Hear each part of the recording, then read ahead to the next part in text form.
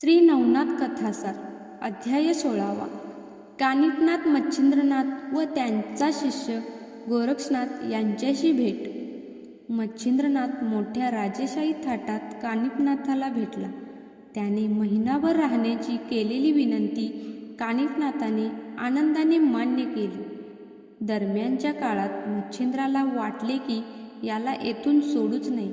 हा जर येथून गेला तर याला नक्कीच कधी ना कधी माझा शोध करणारा गोरक्षनाथ भेटेल. त्या भेटीत हा गोरक्षाला माझा ठाव ठिकाणा सांगेल. त्यामुळे गोरक्ष तेथे येऊन मला घेऊन जाईल. असे न होण्यासाठी कानिफला येथून बाहेरच पडता येणार नाही असे काहीतरी करावे. त्यासाठी त्याने कानिफला मोहात गुंतवायचे ठरवले. त्याला मोहात पाडण्यासाठी मच्छिंद्राने एकापेक्षा एक असणाऱ्या अनेक सुंदर स्त्रिया पाठविल्या. त्यांना पाहून देव, ऋषी, तपस्वी अगदी कोणीही भुललेले असते. तरी देखील कानिफ मात्र काही भुलला नाही. एवढेच काय, त्याचे शिष्यसुद्धा त्या स्त्रियांच्या मोहाला फसले नाहीत. 1 महिना असाच गेला. मच्छिंद्राच्या या कावेबाज धोरणाला कोणीही भुलले नाही. त्याने मनातल्या मनात कानिफ व त्याच्या शिष्याला धन्य म्हटले. नाथपंथीयांचा त्याला अभिमान वाटला. आपण मारुतीसाठी इथं रमल्याचं मात्र त्याला मनापासून वैषम्य वाटलं. महिन्यानंतर जेव्हा कानिफनाथ त्याचा निरोप घ्यायला आला तेव्हा त्याच्यासमोर होकार देण्यावाचून दुसरा पर्याय नव्हता. त्याने भरपूर द्रव्य, हत्ती, घोडे, कणाती, तंबू, राहुट्या, शिबिका, रत्ने, मोती आदी उपयोगी वस्तू मोठ्या प्रमाणात त्याला निरोपाच्या प्रसंगी दिल्या. नगरापासून 1 कोस अंतर मच्छिंद्र कानिफनाथास बरोबर गेला. तेथे जयजयकाराच्या मोठ्या गजरात दोघांनी एकमेकांचा निरोप घेतला. कानिफने स्त्री राज्य सोडल्यानंतर वेगवेगळ्या अनेक गावांना भेटी देत देत तो गौड बंगालात पोहोचला. ज्या ज्या गावात तो जाई तेथे तेथे त्याचे उत्तम स्वागत करण्यात येई. तेथील गावकरी पुढच्या गावापर्यंत त्याची साथ करीत. सर्वत्र असंच घडत असल्यामुळे त्याची कीर्ती सर्वदूर पसरली. ती हेलापट्टणच्या गोपीचंद्र राजाला देखील समजली. तातडीने त्याने आपले दूत पाठवले.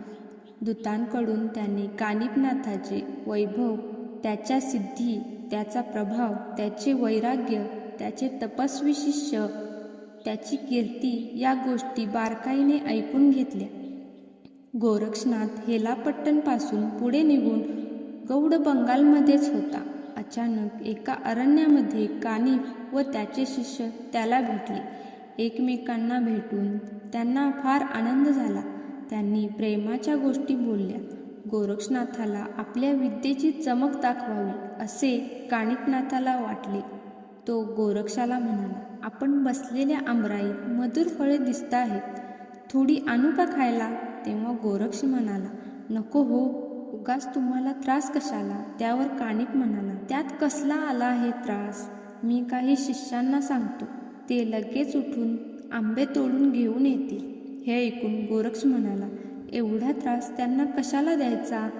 शिष्य नसते तर स्वतःलाच आंबे आणावे लागले असते ना. तुमची एवढीच इच्छा असेल तर तुम्ही विद्येच्या बळावर उठून न जाता येथे फळे आणा. कानिफला नेमके जे हवे होते तेच गोरक्षाने सांगितले. लगेच त्याने विभक्तास्त्र व आकर्षणास्त्र मंत्राचा जप केला. भस्म मंत्रून ते झाडाच्या दिशेने फेकले. त्यामुळे झाडावरचे पिकलेले भरपूर आंबे तरंगत येऊन हातात पडले. गोरक्ष व कानिफच्या शिष्यमंडळींनी ते आंबे खाल्ले. ते तृप्त झाले. हात धुतल्यानंतर, तोंड पुसल्यानंतर गोरक्षनाथालाही आपल्या विद्येची चुणूक कानिफनाथाला दाखवावीशी वाटली. त्यानेही कानिफने वापरलेल्या विभक्तास्त्र व आकर्षणास्त्र याच 2 अस्त्रांचा प्रयोग करून त्यापेक्षाही लांबचे आंबे आणले. बळंबळच त्यातील आंबे सर्वांनी खाल्ले, पण भरपूर आंबे उरले. सर्वांनी तृप्तीचा ढेकर दिल्यानंतर गोरक्ष कानिफला म्हणाला, आता हे आंबे परत झाडावर लावून ठेवावे.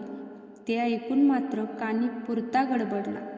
तो गोरक्षाला म्हणाला, असे कधी करता येईल का? त्यावर गोरक्ष म्हणाला, खरा गुरुभक्त असेल तर त्यात काय अशक्य आहे? पवित्र श्रद्धावंत गुरुपुत्र दुसरा ब्रह्मदेव निर्माण करू शकतो. इकडचे जग तिकडे करू शकतो. त्याला आंबे झाडावर लावायला काय अडचण येईल? गोरक्षाचे हे बोलणे ऐकून कानिप चिडला.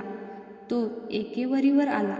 तो गोरक्षाला म्हणाला, अरे माहिती आहे तू मोठा खरा गुरुभक्त आहेस ते. माहीत आहे तुमची योगविद्या. माहीत आहे तुझा गुरु भोगाचा हावरा. सगळे स्त्री राज्य तुझ्या गुरुने भोगले आहे, अजूनही भोगतोय.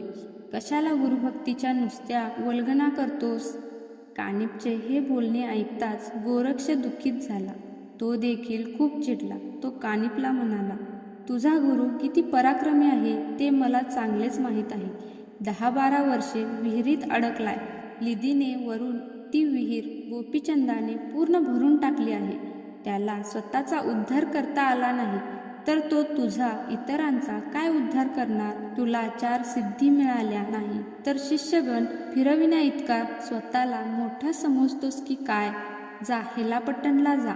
तुझ्या गुरुला स्वतःच्या डोळ्यांनी बघ. तुझा गुरु तसा नाही. मारुतीसह सगळ्या देवांना त्याने शरण आणले आहे. आता स्वतः तूच पहा त्याचा प्रभाव.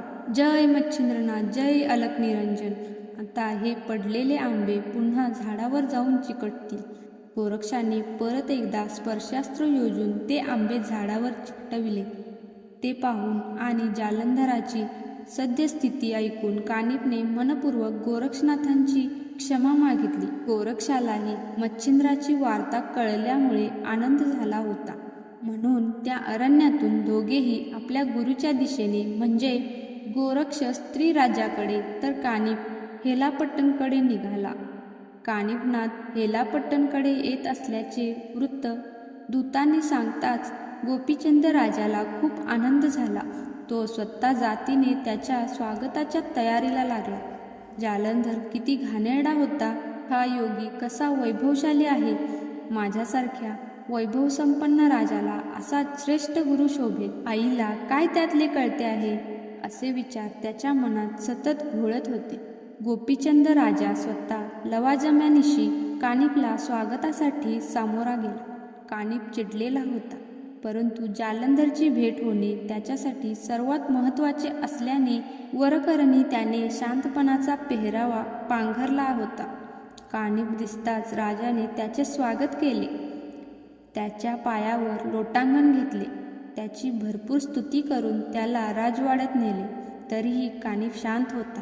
राजाने जेव्हा त्याच्याकडे अनुग्रह मागितला तेव्हा मात्र त्याचा संयम संपला. तो लगेच राजाला म्हणाला, मूर्ख आहेस तू. तू ज्याचा खरा अनुग्रह आतापर्यंत घेतला पाहिजे होता त्याला तू पुरून ठेवले आहे. घोड्याची लीद शेण यांनी त्याला तू गाठले आहेस आणि आता माझ्या पुढे लोटांगण घालून काय होणार आहे?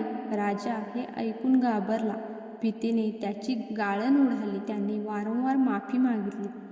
संतांच्या दयाळू वृत्तीची उदाहरणे दिली म्हणून कानिपने त्याला अभय दिले व त्याला घेऊन तो आपल्या तंबूत गेला. राजा कानिपचा पूर्ण संवाद मैनावतीच्या दासीने ऐकला होता. त्या धावतच मैनावतीकडे गेल्या आणि त्यांनी सगळा वृत्तांत मैनावतीला सांगितला. मैनावती अत्यंत दुःखित अंतकरणाने पुत्र गोपीचंदला भेटली. त्याला खूप टाकून बोलली.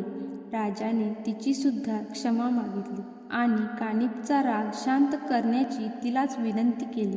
मुलासाठी कोणतीही आई काहीही करायला नेहमीच तयार असते. मैनावती तर पुत्रप्रेमी होती. लगेच ती कानिपला जाऊन भेटली. तिने त्याला ती जालंधरची शिष्या असल्याचे सांगितले.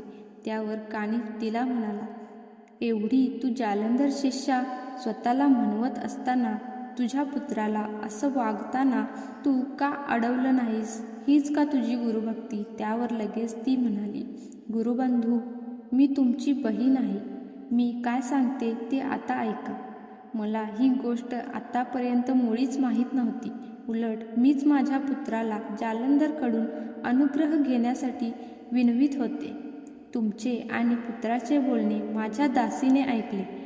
त्यांनी मला येऊन सांगितल्यामुळे मला आता हे कळले. राजाने अत्यंत गुप्तपणे हे कृत्य कधी केले हे मला माहीतच नव्हते. जालंधरने गोपीचंदावर कोप धरला तर माझा जगून तरी काय उपयोग? गुरुबंधू, तूच योग्य मार्ग काढ यातून. आता तूच सर्वांना वाचव. गुरुभगिनीच्या बोलण्याने कानिप द्रवला. त्याने तिला वचन दिले की भिवू नकोस, मी राजाला अभय दिलेले आहे, त्याचे मी अकल्याण करणार नाही. तेव्हा मैनावतीला आनंद झाला. ती परत गेली. गोपीचंदाला भेटून त्याला सर्व सांगितले. त्यामुळे त्याची ही भीती पूर्णपणे कमी झाली. जालंधर जिवंत नसावा असे गोपीचंदाला वाटत होते. मात्र जालंधरचे तपोबल मैनावतीला माहीत असल्यामुळे तिच्या मनात ते जिवंत असतीलच याबाबत कोणतीही शंका नव्हती.